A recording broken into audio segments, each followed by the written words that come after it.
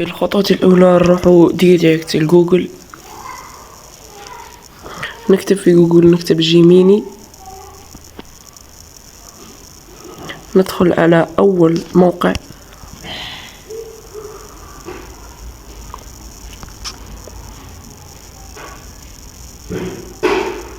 ننتظر.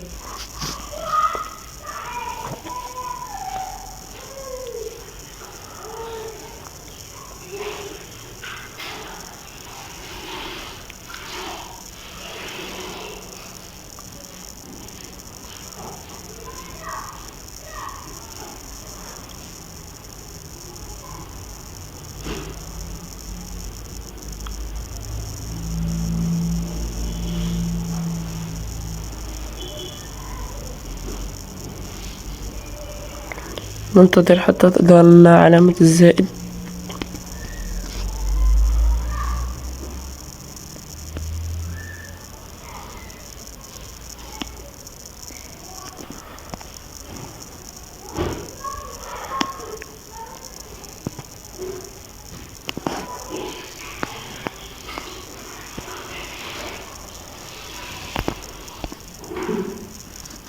بعد ما ظهرت لنا نختار الصورة التي نريد عليها ترند، نعمل فتح، وهنا الخيار المهم جدا هو النص التي سأعطيك، خليها لكم في الوصف الفيديو.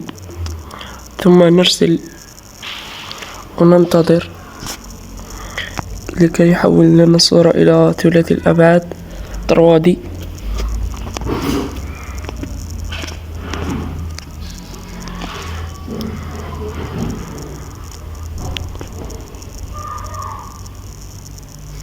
وكما ترون لقد حول لنا الصورة.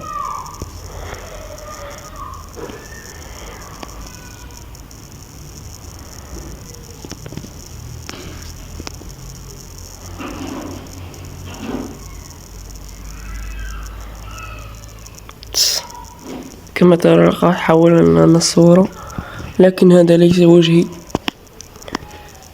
إنه بالذكاء الاصطناعي.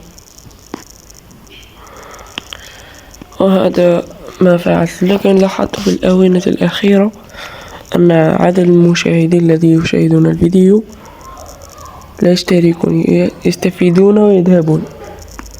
لهذا نطلب منكم إلى كل مشاهد أن يضغط على زر الاشتراك والجيم، وشكرا لكم وإلى اللقاء.